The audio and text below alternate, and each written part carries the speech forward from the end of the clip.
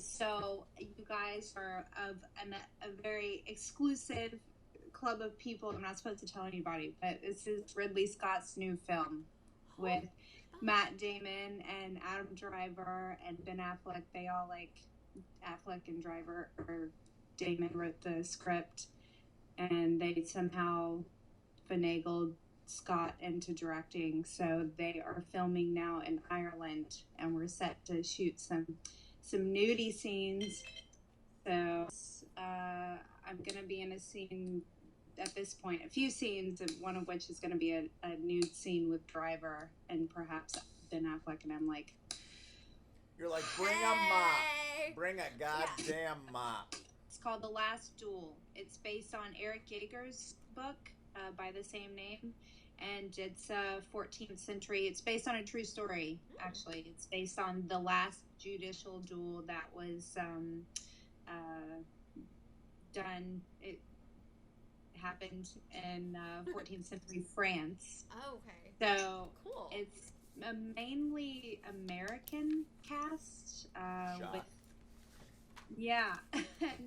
yet they don't want any like French accents, which I kind of found interesting. I almost feel weird about like the appropriation of another country's like history into American cinema. But Ridley Scott, I really love his work, and I think he does well by stories and like really creating huge scene sets without even using a lot of CGI. Eric Yeager's book was really it was interesting how it's being told, and I think it'll be really cool to see it correlate with the Me Too movement too. So that's I just got done watching The Martian, like literally an hour ago. Okay. So that's kind of funny. Ridley Scott? Ridley Scott and Damon. Oh, interesting. Yeah. That is funny. Which I think might have started their sort of working relationship, and then he went, "Hey, you want to come do this thing that me and Benji?" You know what? That was so funny. I was thinking the whole time that like Matt Damon started his career as a writer, really. You know what I mean? Right. Yeah, with Dead Poet Society? No, the other one with Robin Williams. Good Will Hunting, yeah. So the two of them wrote that movie, and then for whatever reason started it as well, and that was the start of their career. But I'm hearing it's a castle somewhere near Dublin, just outside of Dublin, so... Crimea River, right? Yeah. Hopefully it has good heating, because... Oh, yeah. I'm not up on my history, but I don't think that there was a lot of good insulation going on back in the day. I don't know how that works with the modernizing castles. So speaking of heating, we were looking at the pictures and how tropical it was when we shot you. Yeah. God, and so when I was watching this dumb film about Everest, and I was like, fuck, I wish, actually made me think, like, I wish I could have been, like, hardcore, like, this guy has his shirt off, like, hanging out 17,000 feet up, and I'm like, fuck, I couldn't even handle a dress, and, like, stockings, and maybe a little jacket even, it was, like, some clothes at least, and you were a trooper, No, like, let me make sure it's recording. Okay. So did you have any questions? So yeah, I thought what we would do is like just ask a few questions and post some of the photos, and when our print issue comes out, we'll see what goes in there, but we can also do something cool online. I thought you had a really cool story of just how you even got into your life choices and just everything that happened with your ex and the death and so I think our readers would appreciate that. But also, like, did you have any questions just as a photographer? No, not really. I was just trying to say hi. You know what I mean? Like that. Yeah. No, I mean I Maybe can't. tell us your concept for the shoot and how you came up with it. I mean, I think that you kind of have like a 70s flavor, not like a vibe, but like classic. Yeah. So I thought that, instead of coming out and doing hardcore pornography, you know what I mean? Like that it would be like a little bit more like the 70s, where it was like you're going to get your kicks, we're going to raise your blood pressure, but it's going to be a little bit cheeky. It's gonna be a little bit funny. It's gonna be a little bit like the Misty porn. Misty Beethoven. Yeah, but like just a little bit of like, you know what I mean, like the Misty porn. Just a little bit cheeky. And that's exactly what we did. You know what I mean? Yeah. Like all the shots with you know, smoking and flashing. You know what I mean? God, It's like, I there's don't these even shots of you. smoke anymore. Oh, really? Can you believe it? Because of Corona, or I've gone almost straight. High five. That and just aging, overall aging. Yeah. Yeah, no, it's I it's so quit vacuous to admit, but there it is. it's a good idea. I totally quit because of Corona. I was just like, nah, brah, I don't need this. Like, I don't actually need this. Yeah. Well, I don't smoke cigarettes anymore, but yeah, just I don't smoke cigarettes anymore. Yeah, high five. So is that 70s look kind of something you go for, or is that just how you like natural? Not consciously.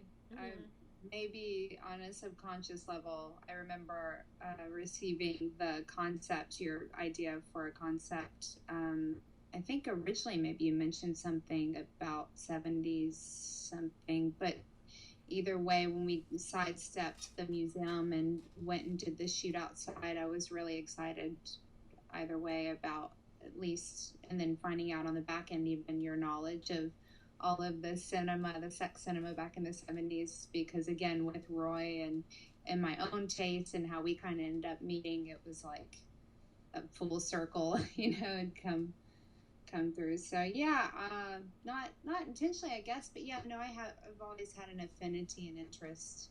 Yeah.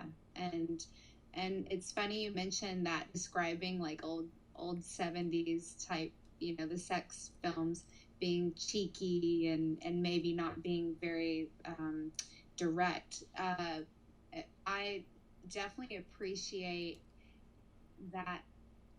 I think back then there was an intention to make it real, like people really trying to make it cinema. They cared about lighting, they cared about a narrative, they cared about dialogue. And even though we can look back on it and go, this is it's just satirical, you can at least see that they were trying, and that there was, you know, they were going a direction that I think sadly with maybe the Nixon and the Reagan years, and certainly now where we're at, it has really stifled a lot of creativity to the point that now we're just stuck with a lot of these backdoor thrown together, bright lit POV, just junk, you know, totally sexless.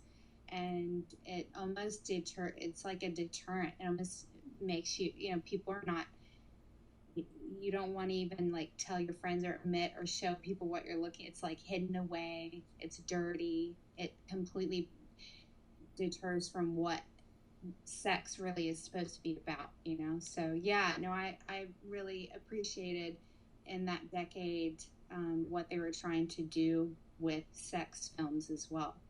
And how it really liberated women and how it liberated men. We all felt sort of equal in that sense. And in New York especially, like, I mean, things were really on fire, I feel like, for that side of, you know, it's a biological too that they were meeting, so that they were feeding. So yeah, you know, and then the bad hair and the bad makeup and all that.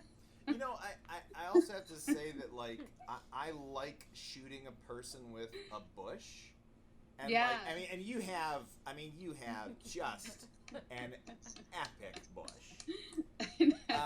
But it's nice to it's nice to shoot because you can show nudity without it being like gynecological, where it's like you are naked in a lot of these shots. You know what I mean? But it's just like it's some of it. It's just tits and bush, and it's just like Jesus. You know what I mean? Like nature. How fucking big of a deal is tits and bush? Like it's just there's not that many shots where you're like, oh, okay. You're like, I'm looking at someone's vagina right now. Yeah, what's that? Anderson, she said that about her boobs. Somebody interviewed her about her tits or something once. She was like, my boobs are the ones that got the job. I'm just along for the ride. Something like that. That's Yeah. But no, it's true. That's talking about gynecological, that's so, you really hit the nail on the head there, because anymore it's just like the ideal woman that's portrayed by society is prepubescent. They're extremely, almost too thin. They have not a stitch of hair anywhere on their body.